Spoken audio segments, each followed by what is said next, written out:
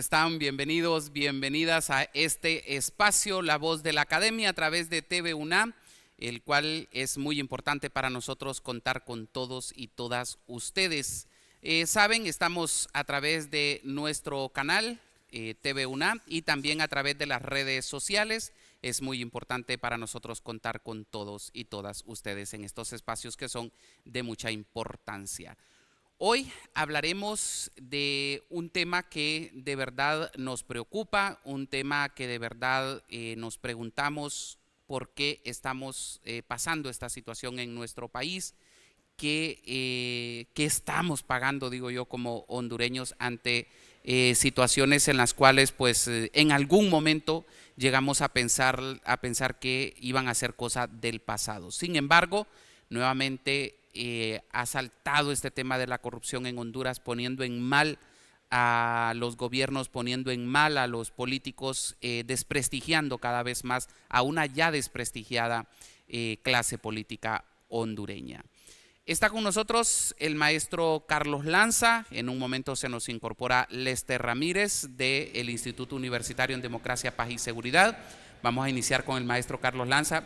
Yo le agradezco, maestro, que usted siempre me dice acepto, porque sé que son un reto para usted estos temas. Bienvenido. Sí, Fran, le agradezco mucho. No dejan de ser un reto porque, vamos a ver, la mayor parte de mi trabajo y mis investigaciones están relacionados con el campo de la cultura y el arte, ¿no? Mi oficio fundamental es el estudio y la investigación sobre las obras de arte y la vida de los artistas. Claro que tuve en su momento una vinculación muy estrecha con los temas de carácter político por mi militancia política, por mi militancia social, pero desde hace un tiempo, por diferentes razones, no ha sido el centro de mi trabajo y no deja de ponerme nervioso venir a un programa de televisión a hablar sobre asuntos que están pasando en el país, sobre todo porque se necesitan voces autorizadas que lo puedan hacer y con humildad le digo, no siento que la mía lo sea, pero si puedo colaborar en decir alguna opinión o generar un debate que contribuya a generar pensamiento, ideas alrededor del tema, pues estoy a la disposición, sobre todo de una persona que ha sido tan solidaria conmigo, que cada vez que yo necesité de su programa para hablar del arte, de mis libros y de los artistas, usted siempre estuvo abierto a invitarme. No.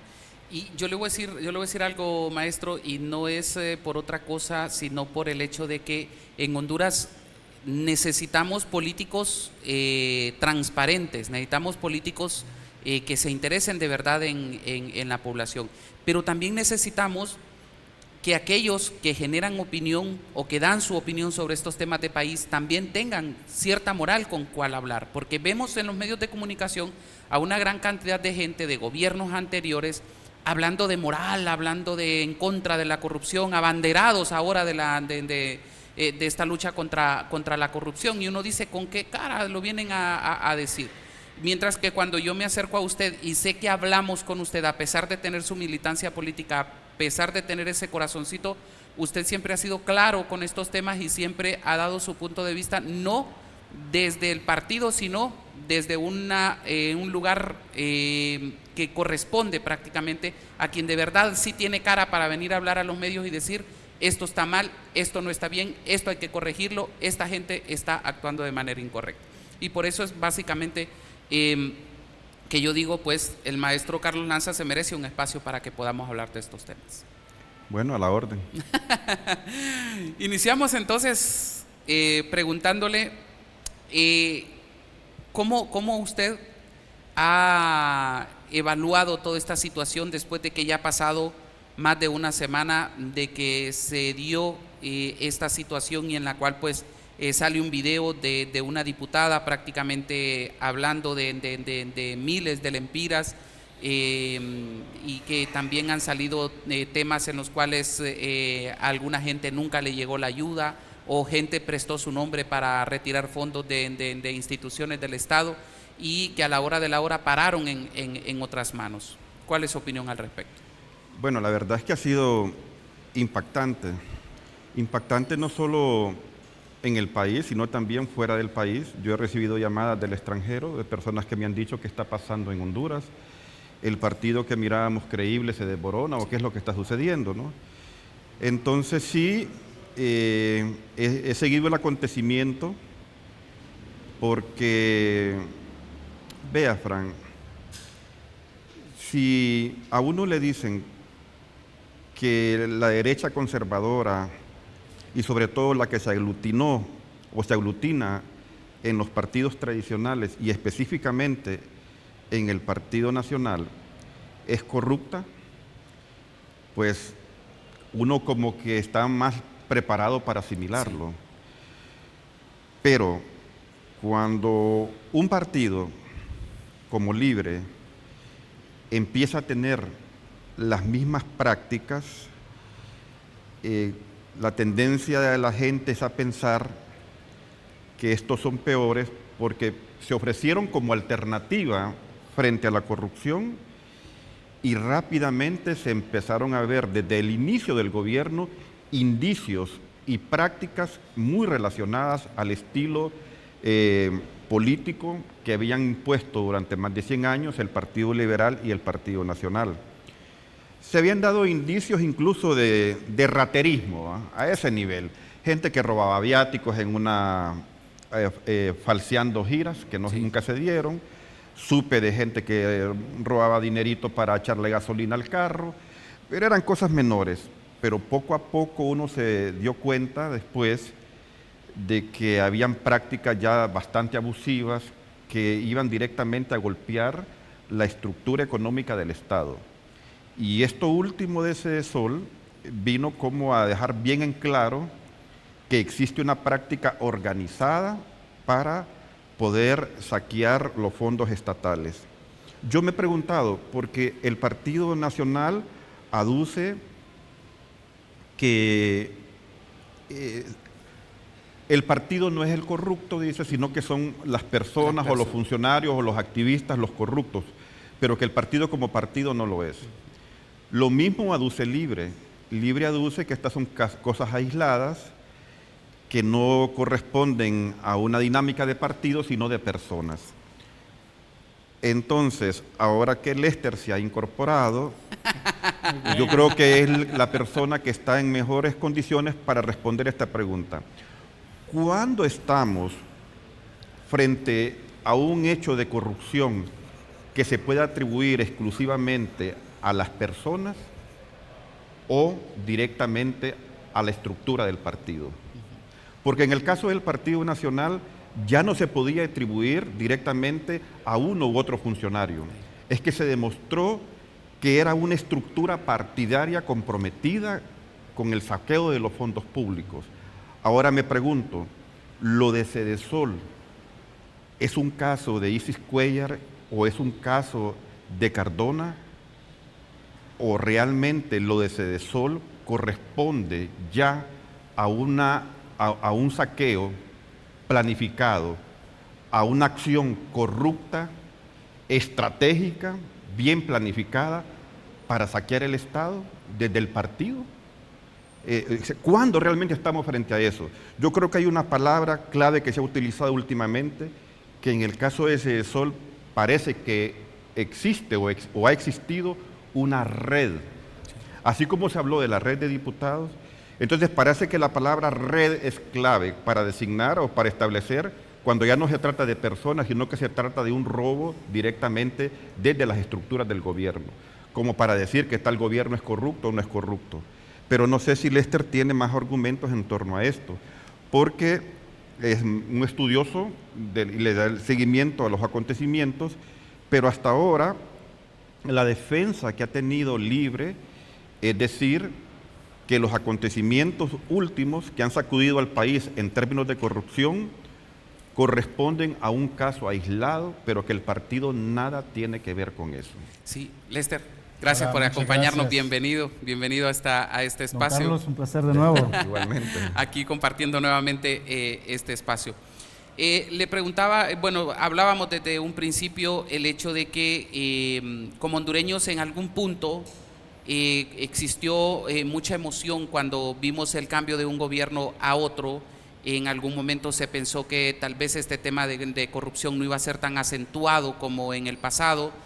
Sin embargo, vemos todo lo que se ha ido desarrollando y decimos, bueno, parece que nunca vamos a salir de esta situación. ¿Cuál es el análisis que usted hace nada más de una semana de que reventaron estos casos? Sí, bueno, yo creo de que, bueno, de nuevo muchas gracias por la invitación. Siempre es un gusto aportar desde mi trinchera a una TV. Y creo que tenemos que partir de un supuesto claro, ¿no? Y es que el país ya por más de 2 décadas viene demostrando y evidenciando claramente un retroceso democrático. Y los países que están retrocediendo democráticamente no solamente se están manifestando con prácticas autoritarias, sino también se están manifestando con prácticas de corrupción. Es decir, el autoritarismo va a la par de la corrupción. Entonces, para poder nosotros combatir la corrupción, no es simplemente de tener más transparencia o rendición de cuentas, sino fortalecer la democracia. Y la democracia no solamente son elecciones, sino es todo un sistema donde tenemos la oportunidad de expresar nuestras opiniones, tenemos la oportunidad también de desenvolvernos y participar en espacios de toma de decisión más allá de los partidos políticos. Entonces partimos de una realidad que en nuestro país venimos viviendo un proceso de regresión democrática que se ha manifestado en diferentes momentos. Creo que el más álgido ha sido el golpe de Estado, ¿no? Después vimos la remoción de los magistrados de la Sala de lo Constitucional en el 2013, vimos la reelección impuesta por parte de Juan Orlando, el Partido Nacional, en el 2017, y ahora vemos que a pesar de ese sentimiento que teníamos muchos de nosotros, ¿no? que votamos por Libre, votamos por la alianza entre Salvador Narrala y Libre, queríamos una vuelta de hoja, pero lastimosamente esa vuelta de hoja no se dio. ¿Y por qué no se dio? Porque siento yo de que la democracia en Honduras está saboteada o está secuestrada por los partidos políticos. Los partidos políticos nos piden participar en la democracia únicamente cuando hay elecciones, y lo estamos viendo ahora mismo.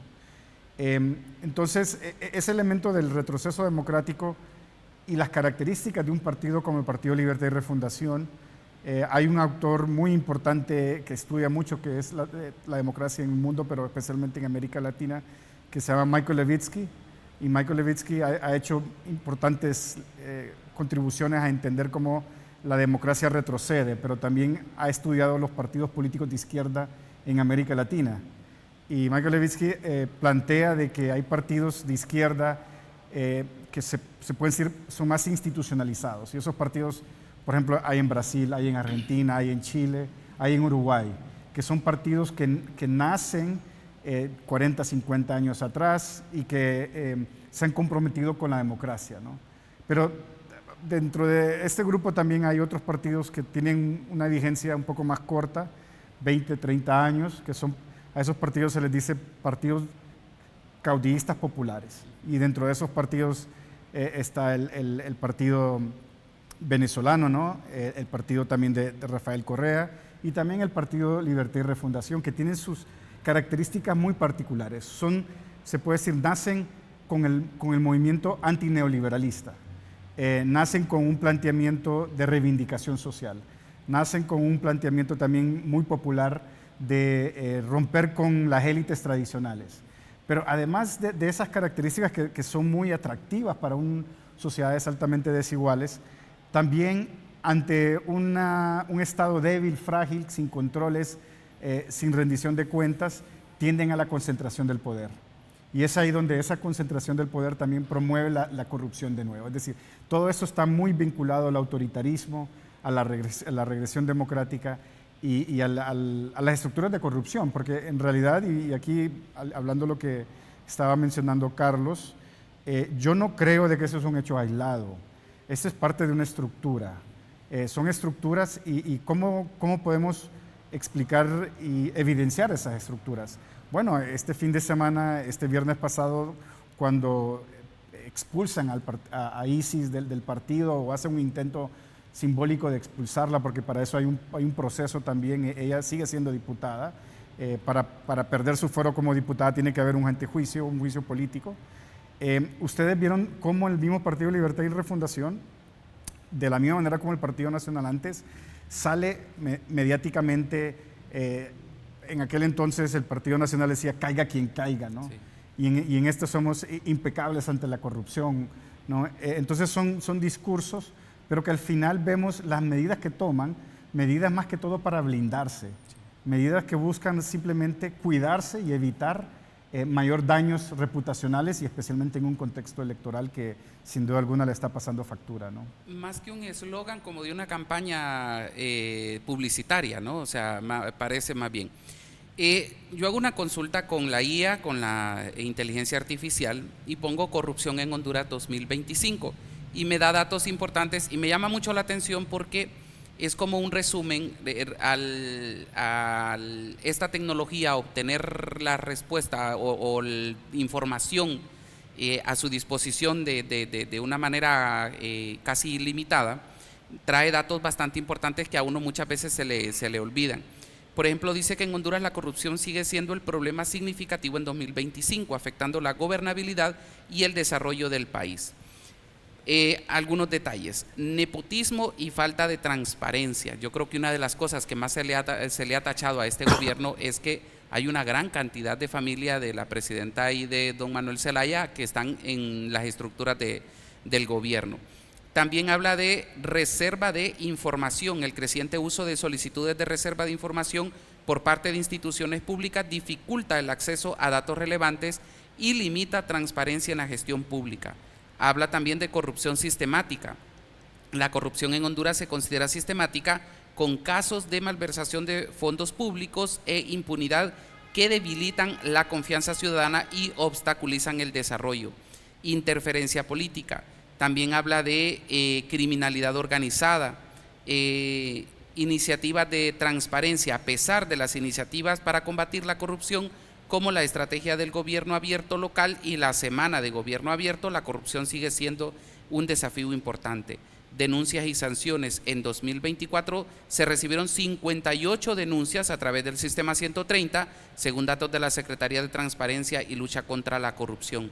El índice de percepción de la corrupción. Honduras ha registrado el peor puntaje en el índice de percepción de corrupción de Transparencia Internacional en 2024. Y concluye diciendo: la corrupción en Honduras sigue siendo un problema complejo con raíces estructurales que requieren de un esfuerzo sostenido para fortalecer la institucionalidad, la transparencia y el Estado de Derecho. Me llamó mucho la atención ese análisis que hace la IA, porque nos recuerda casos que tal vez a mí se me había olvidado. Por ejemplo, este índice de percepción de corrupción que el año pasado fue tan rebatido, ¿no?, por el mismo gobierno, en el cual decía no es cierto, pero vemos este tipo de cosas. Ya lo vamos a analizar, vamos a hacer nuestra primera pausa. Al retornar seguimos analizando este tema de corrupción y vamos a hablar también un poco de la Comisión Interamericana, o mejor dicho, la Comisión contra la Impunidad y la Corrupción, que fue una promesa de gobierno y que hasta el momento pues parece que no va a venir. Ya volvemos.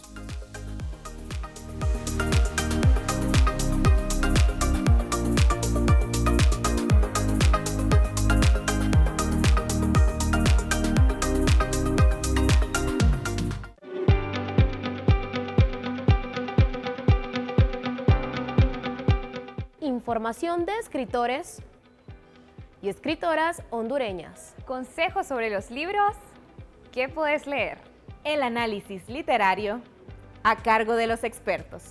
Los mejores precios en los productos de la librería universitaria. ¡Diálogos entre libros!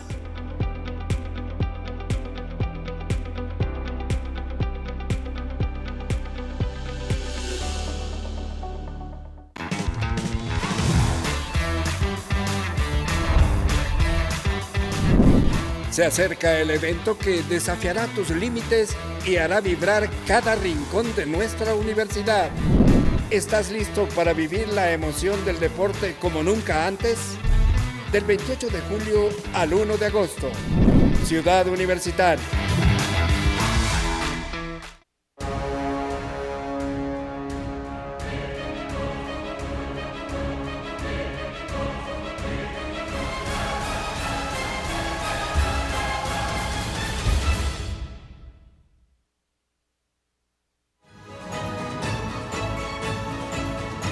Sintoniza TV UNA, el canal de la Academia.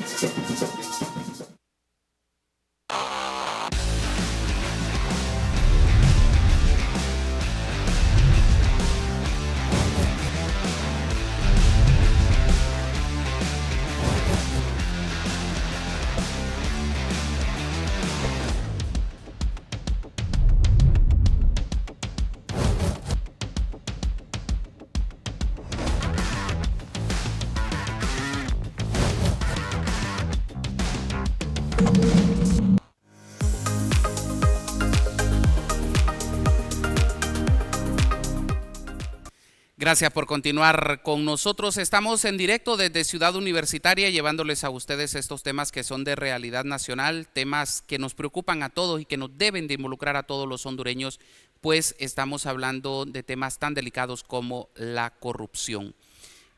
En relación a estos datos que nos aportaba la IA, yo les decía, yo algunos ya no los recordaba, pero vemos que esta situación pues es real, ¿no? De lo que estamos pasando en el país y en lo cual uno dice hasta cuándo se va a terminar esto o cómo tenemos que hacer, qué tenemos que hacer los hondureños para que en algún momento esto finalice, porque yo se los digo honestamente, yo veo a mucho hondureño desanimado completamente y ya dice, bueno, ni protestar sirve hacerlo, ¿no?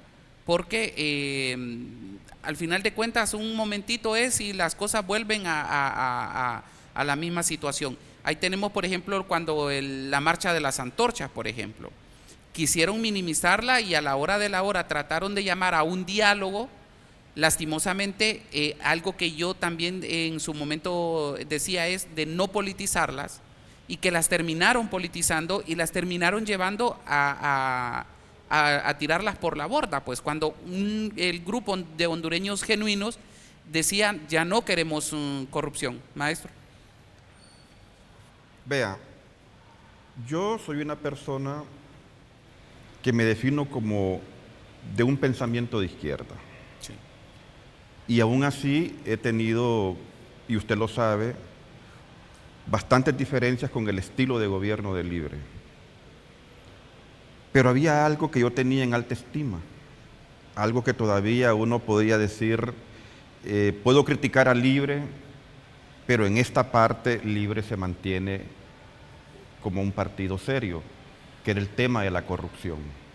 Habían indicios de, como le dije al principio, rateritos que andaban por ahí, pero no como lo que se está viendo ahora. Eso con lo de Cedesol a mí se me ha caído. Coincido en que no puede ser una cosa aislada. Cuando se roban centavos, uno puede decir es algo aislado. Pero cuando se roban millones y millones y millones, tiene que haber una complicidad, una organización interna dentro de una institución para que suceda. Y esto nos ha decepcionado muchísimo, sobre todo a quienes pensamos de manera diferente, a quienes somos más independientes. Yo no creo que esta decepción involucre directamente a las bases, a la militancia del Partido Libre. No lo veo, a pesar de todo esto, en crisis. Creo que el impacto de este fenómeno de Cedesol se va a dar más bien en el terreno electoral en los sectores que son más independientes, que pueden analizar de manera más independiente las que cosas. es mucho más grande que es mucho más grande que el propio partido. Que el mismo partido. Cualquiera de los partidos, sí. La gente independiente siento yo que es más. Y entonces quienes va a impactar también en los simpatizantes, aquellos que simpatizaban con las ideas del partido, pero que no eran activistas ni eran militantes.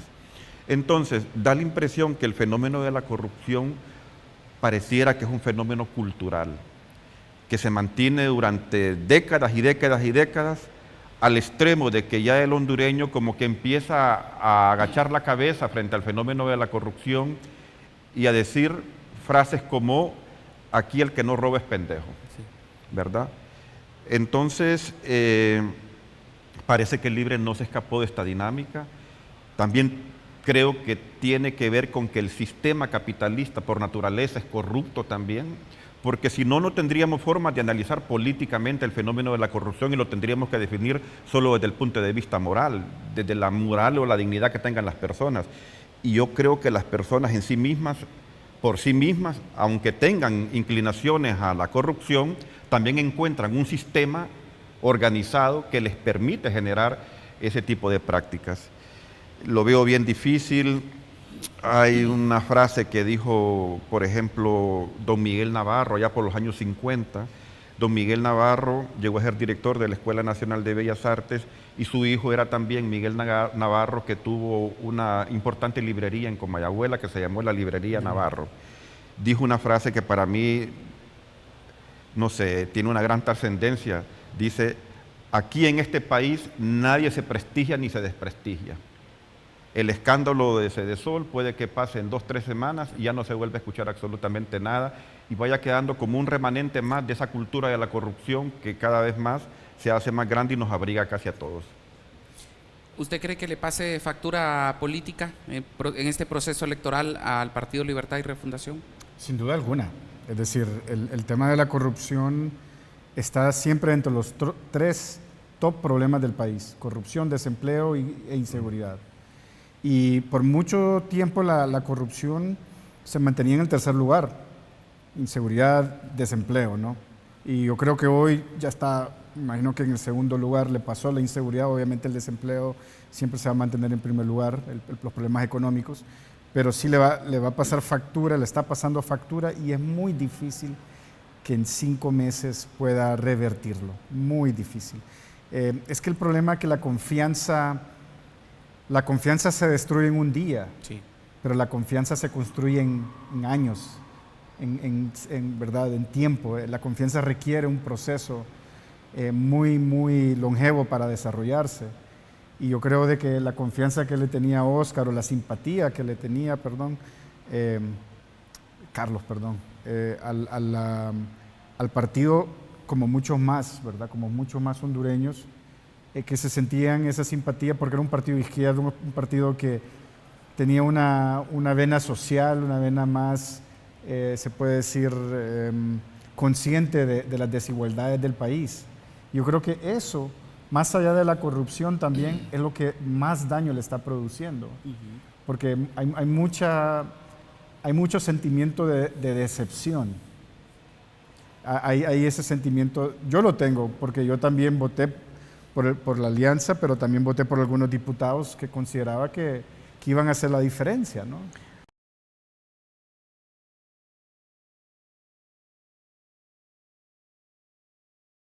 Ese momento también de que el país necesitaba oxigenarse, que el país necesitaba cambiar de rumbo, y yo siento de que Libre, junto con la alianza que tenía con el PSH, recibe el país en bandeja de plata. Sí. Es decir, no había habido tanta diferencia entre el primero y el segundo lugar desde más de 40 años, sí, es decir, en un proceso presidencial. La votación fue masiva, más de 1.7 millones de personas fueron y le dieron el voto a la presidenta Castro. Es decir, no tenían motivos ni razón por aprobar un pacto de impunidad al mes, decidir cómo nombrar a un Luis Redondo, ¿no?, que se nombró de manera ilegítima. Y ahí es donde nosotros vamos viendo, ¿no?, cómo realmente el poder político tiende a abusar de esa confianza que le damos. Y eso va a ser muy difícil recuperarlo, va a ser muy difícil. Yo le estoy apostando de que más bien el partido eventualmente se va a tener que regenerar, se va a tener que, esas bases, ¿no?, y nuevos liderazgos van a tener que surgir. Yo no creo que el partido desaparezca como tal, pero sí tiene que pasar un proceso interno de regeneración, así como lo está pasando el Partido Nacional. El reto es obviamente cómo poder regenerarse con esas dinámicas donde está todavía la familia Zelaya y los diferentes núcleos familiares, ¿no?, el núcleo Moncada, el núcleo Flores Lanza, que tienen un poder muy fuerte, y que esto se puede decir extrapola también a nivel departamental, ¿no?, porque una Isis Cuellar tenía su núcleo familiar en el departamento de Copán, y así viceversa, ¿no? ¿Le puedo hacer una pregunta a Lester? Sí, claro. Ok. Lester, pero este desgaste político del Libre, ¿quién lo va a canalizar? Es que si uno voltea a ver las alternativas que tiene, ¿lo va a canalizar un Salvador Narrala rodeado de corruptos? ¿Lo va a canalizar Narria Fura, que viene de una estructura partidaria corrupta?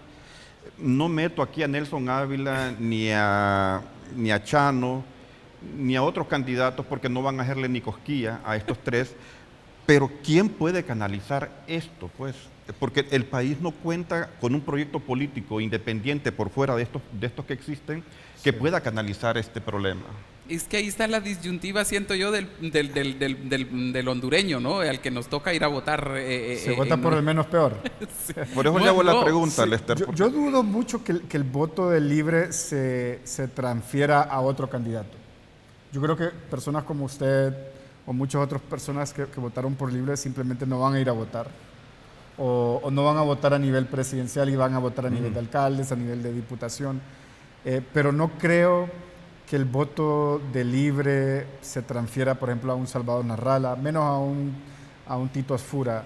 Creo de que lo que vamos a ver ese era el problema que tenía Libre después de las primarias, y por eso Libre también enfatizó tanto en que era el partido con mayor votos, porque al Libre le iba a costar desde antes del escándalo mover el voto independiente.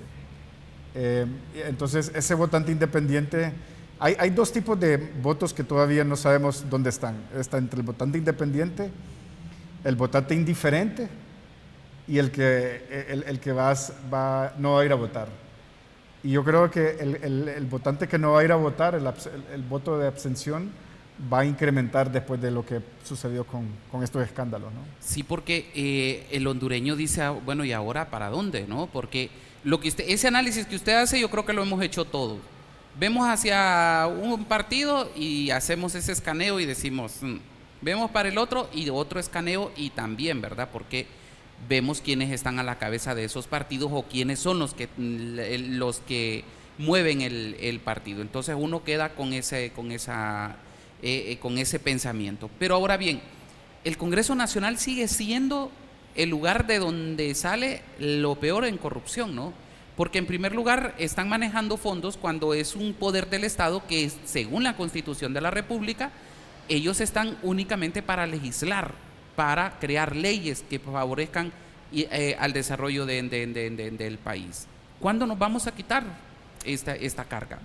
Eso es la gran pregunta, y creo de que no se puede quitar. Tiene que ver mucho con el diseño republicano hondureño, es decir, cómo los poderes funcionan. Hay poderes, o sea, lo que vemos en la Constitución, ¿no?, que son una separación de poderes en términos formales, pero en la práctica lo que viene sucediendo en Honduras, y lo venimos viendo ya desde más de 20 años, ¿no?, es que el presidente, Honduras y muchos países de Latinoamérica tienden a ser presidencialistas, y en algunos casos hiperpresidencialistas, sí, y después terminan en dictaduras, como estamos viendo en países cercanos.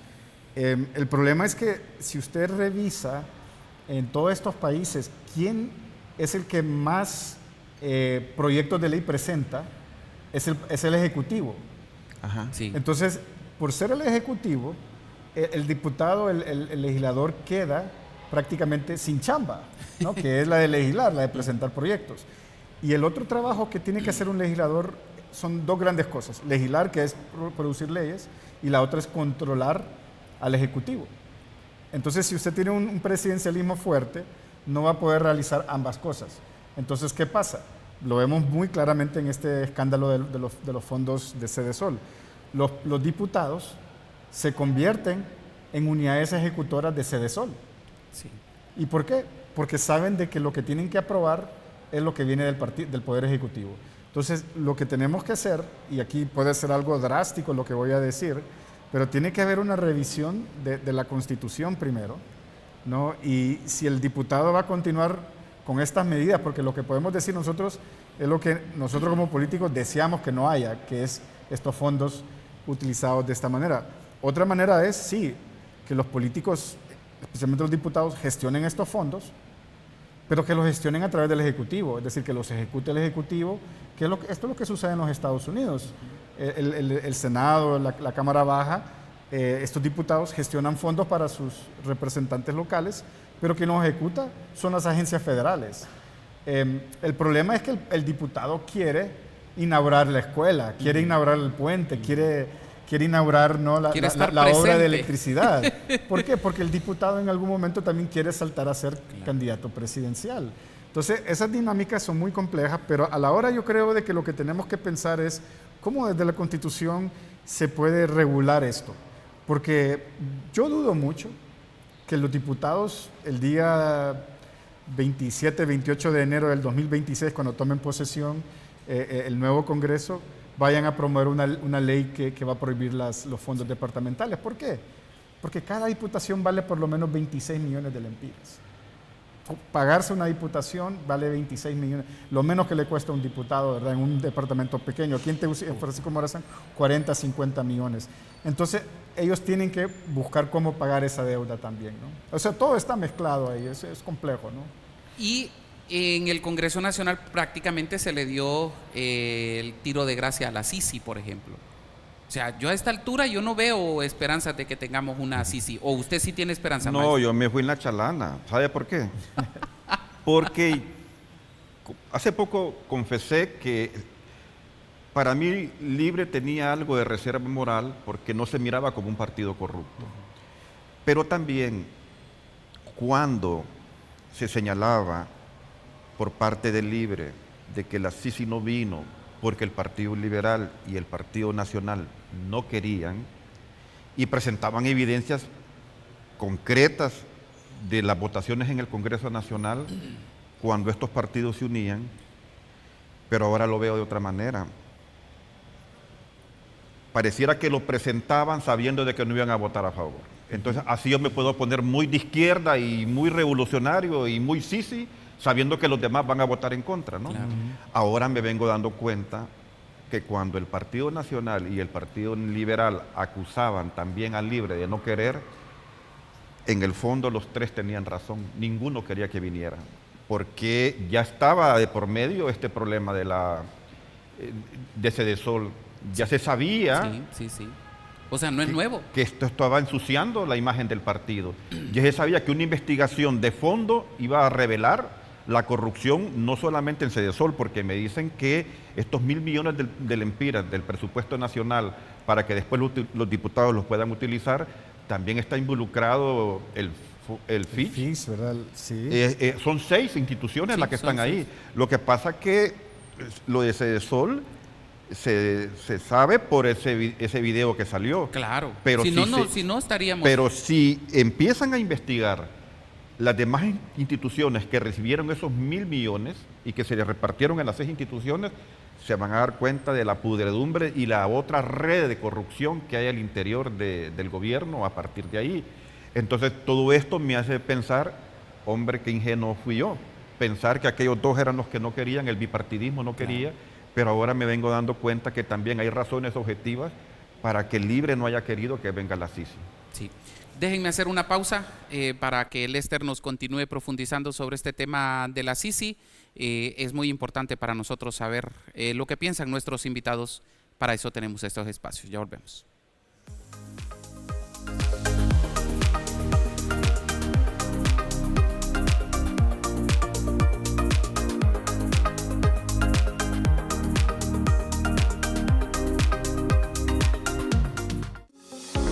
Inicia tu camino hacia el éxito. Matricúlate ahora y asegura tu futuro. Ingresa a registro.una.edu.hn. UNA, una nueva historia.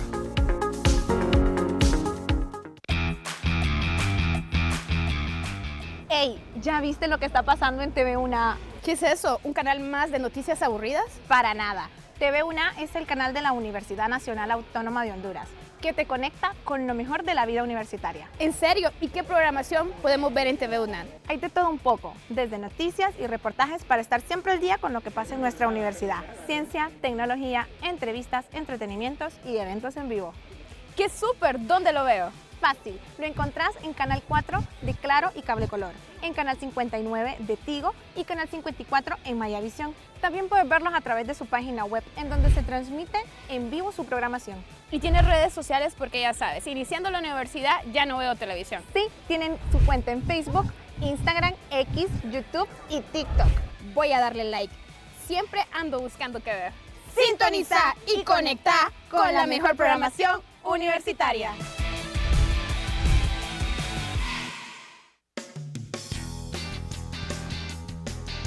Mi nombre es Milagro Morales, estudio la carrera de Comercio Internacional y hoy estamos aquí en el parquecito del C1 con mi compañero Josué Flores. ¿Qué nos gusta de la UNA? A mí me gusta pasar con mis amigos en los tiempos libres, platicar, tomarnos algo, luego ir a clases juntos. ¿Y a vos? ¿Qué me gusta de la UNA? Convivir con mis amigas, reírnos. Salir en todos los videos de internet. Y nos conocimos aquí en la universidad. La verdad, la universidad ha sido una experiencia muy bonita y ha sido de las mejores cosas que nos ha pasado a nosotros. ¡Viva la U! Yo soy Pumas. Yo soy Calidad 100% UNA. Somos la primera macrouniversidad de Honduras y la primera acreditada internacionalmente por HCRES. Somos la comunidad universitaria más grande. Conformada por estudiantes de todas las regiones del país, profesores, investigadores, trabajadores y graduados. Con amplia cobertura regional que nos hace estar cerca de los nuestros, contribuyendo al crecimiento de todas las regiones del país. Ofrecemos 130 programas de estudio que incluyen técnicos universitarios, licenciaturas, maestrías y doctorados. Somos una universidad de puertas abiertas, humana e incluyente. Pluralista, libre, autónoma y de pensamiento crítico. Promotora de la libertad de cátedra, la investigación y la ciencia. Somos parte de la historia de Honduras. Somos el presente. Y juntos estamos construyendo el futuro de Honduras. Los que estuvieron. Los que están. Y los que vendrán. La UNA somos todos desde 1847.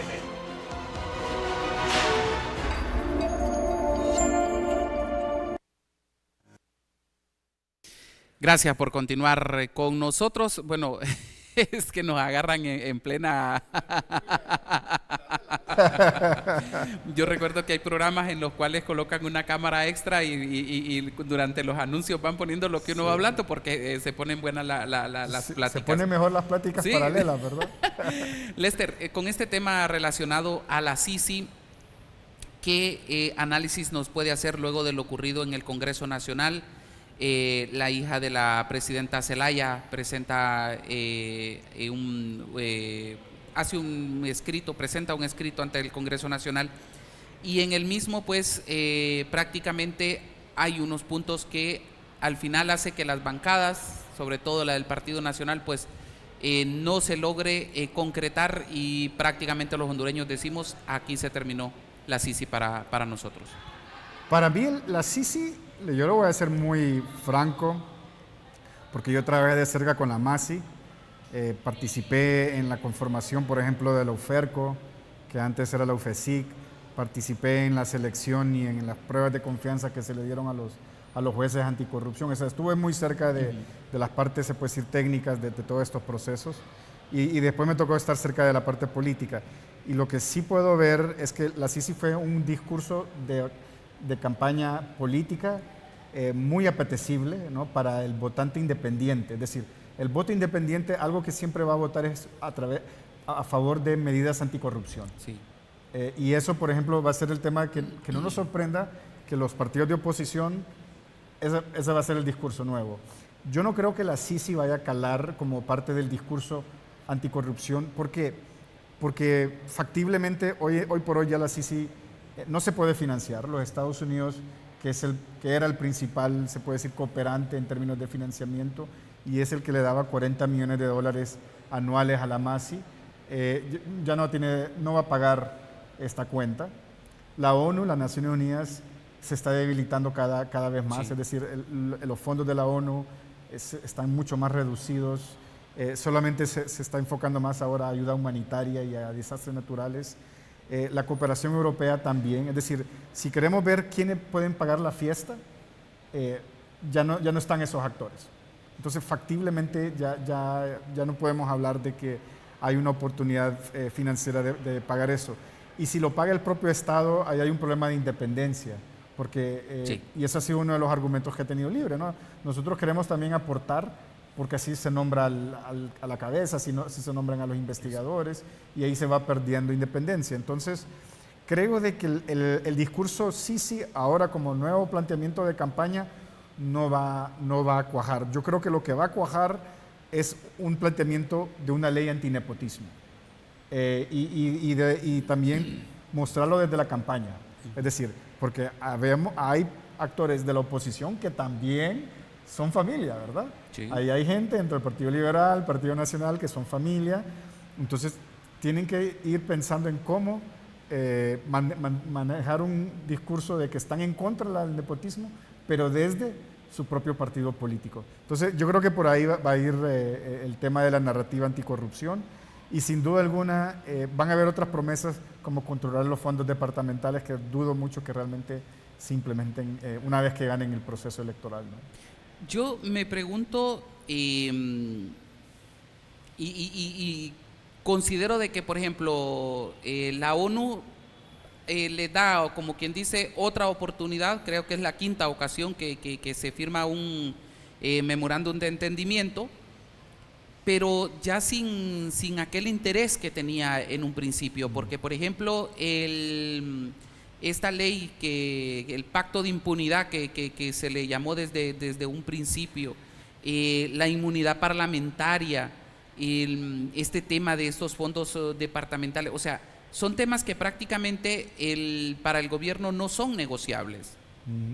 Pero la ONU dice sí, necesitamos que se derogue todo eso, que se le dé la posibilidad, por ejemplo, a la Sisi de poder ser también un ente acusador.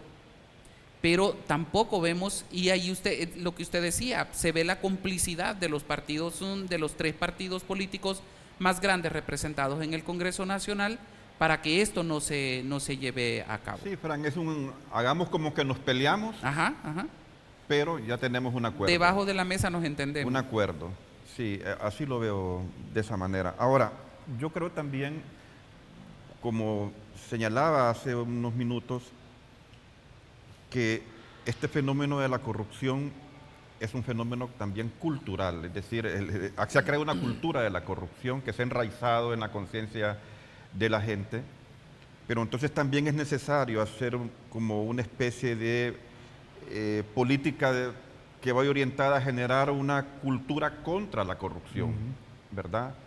Y con propuestas como las que señalaba Lester, pero al mismo tiempo, Fran, me parece que, y este programa ayuda a eso, generar un pensamiento crítico alrededor de este problema.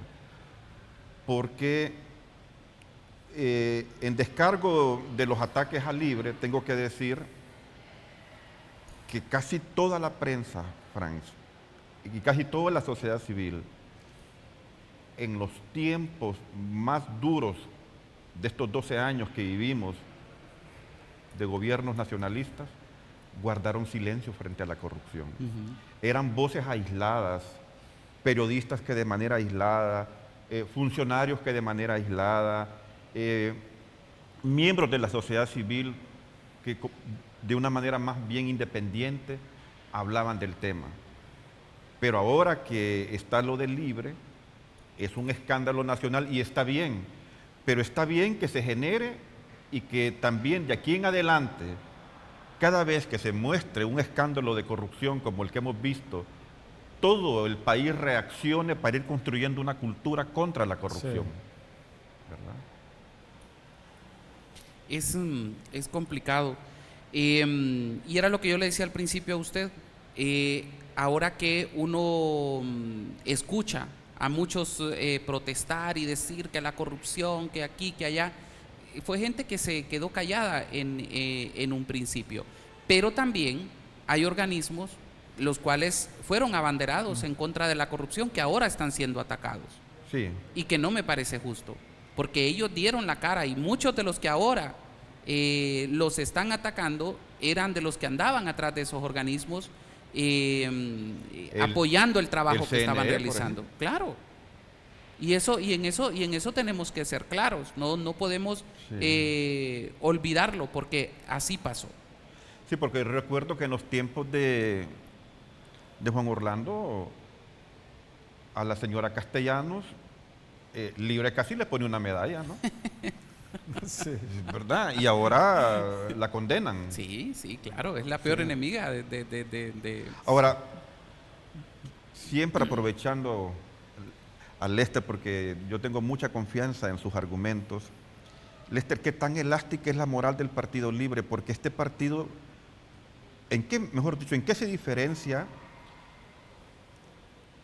el video de Carlón, que fue una sacudida interna, que yo pensé, esto lo desborona, pero pareciera que el Libre hubiera pasado esa prueba, que lo hubiera sorteado de esta otra sacudida por corrupción? Pareciera que la moral de este partido fuera tan elástica, pero tan elástica, que aunque se den estos grandes acontecimientos, el partido ahí se mantiene. Sí. No sé. Es muy interesante su pregunta, porque yo me la he hecho también. Es decir, ¿cuál es la diferencia entre este escándalo y el escándalo del narcovideo? Y a mí me parece de que es el timing. Estamos en la víspera de un proceso electoral, ¿no? Y eso cala fuerte, ¿no? Cala mucho, porque sucede en medio de una campaña electoral. Sucede en un momento donde se quiere posicionar a la candidata, a la sucesora, ¿no?, de la presidenta Castro, y se involucra a ella dentro de toda esta trama, como ministra de Finanzas, como ministra de Defensa también. Entonces, a mí me parece que es el timing. Si este evento hubiese sucedido en el 2023, no creo que el daño que está viviendo Libre en este momento sería el mismo, ¿no? Y otro elemento, obviamente, es el desgaste. El partido tiene un desgaste natural, como todo partido que ha estado en el gobierno. Ya en el tercer año es el año que más desgaste tiene. Usualmente el cuarto año, que es el año en que está ahora el partido en gobierno, usualmente ese desgaste baja. ¿Por qué? Porque el partido empieza a terminar obras, proyectos, y empieza también a ejecutar mucho presupuesto en temas sociales. Entonces, más bien, cuando uno ve las gráficas de aprobación presidencial, usualmente el tercer año de un cuatrienio es el más fuerte en términos de desgastes, donde el presidente o la presidenta tiene menos aprobación. Pero en el cuarto año, y lo vemos con las encuestas de Sid Gallup que salen, y otras encuestas que el Libre ha promocionado, que el desgaste, la aprobación sube.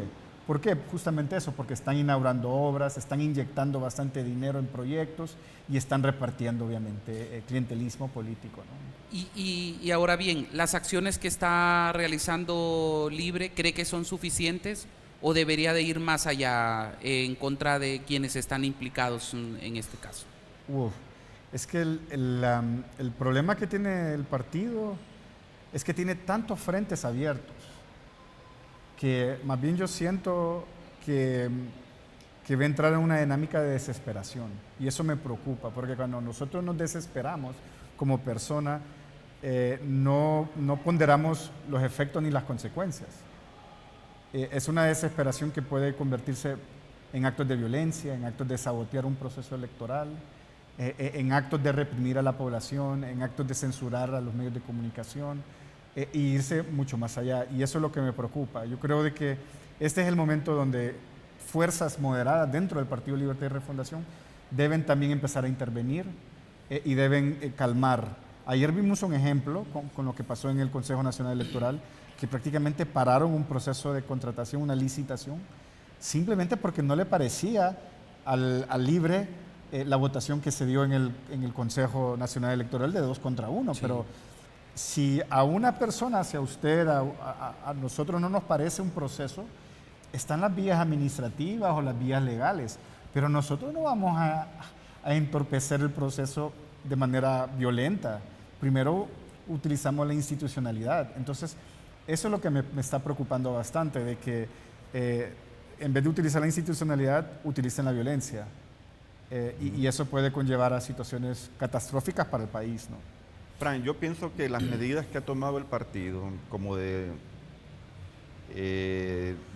separar de sus cargos a Isis Cuellar, darle un permiso para que aclare su situación, como la de renunciar a Cardona, como la de salir con un comunicado público larguísimo que la mitad del mismo uno ya no lo quiere seguir leyendo, pueden ser suficientes para la militancia comprometida y sobre todo para la militancia que tiene trabajo, ¿verdad? Esos militantes pueden ver que sus directivos de partido le sacan la cartera del bolsillo y no dicen nada. Pero para el sector independiente esas medidas son insuficientes. Ya el pecado está cometido. Ya está establecido de que el Libre no era lo que se pensaba. Me da mucho pesar porque yo vengo de la resistencia. O sea, yo tengo autoridad moral para hablar de esto. Yo vengo de la resistencia, yo me la jugué. Como muchos y miles arriesgamos la vida en todo esto.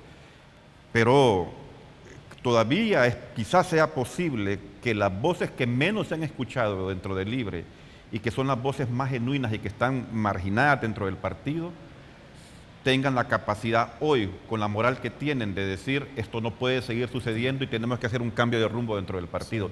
Si no, Libre va a terminar como el PINU o como la democracia cristiana. Completamente de acuerdo. Antes de finalizar el programa, quiero que los compañeros me ayuden con una imagen, pues el Instituto Universitario en Democracia, Paz y Seguridad tendrá una actividad este jueves 10 de julio. Lester, para que lo anunciemos, por favor. Sí, bueno, muchas gracias por este espacio, Franz. Estamos llevando este monitoreo de la conflictividad y violencia política desde septiembre del año pasado. Vamos a mostrar los resultados desde septiembre, el proceso de las primarias, pero también los últimos 3 meses posteriores a las primarias. Va a ser aquí en la ciudad universitaria, están invitados ustedes también. Y esperemos de que obviamente vamos a tener la presencia de una TV, pero va a estar el rector Odir Fernández y va a estar también personalidades de los partidos políticos, de la cooperación, de la comunidad internacional, la comunidad académica, sociedad civil, todo el mundo, ¿no? Este es un tema que lo que queremos es alertar, ¿no?, de esta conflictividad que estamos viviendo, pero además de eso dar claves para defender la democracia, ¿no? Porque creo que lo que quiere el país también es esperanza y quiere obviamente datos científicos, evidencia desde la academia. Entonces ese es nuestro aporte al momento que estamos viviendo como país, ¿no? Perfecto, excelente. Muchísimas gracias, Lester. Muchísimas gracias, maestro, por habernos acompañado en este programa y darnos su punto de vista sobre estos temas que son de mucha importancia para todos los hondureños. Ya saben, la invitación está extendida para el día de mañana a partir de las 3 de la tarde en su espacio La Voz de la Academia. Hasta entonces.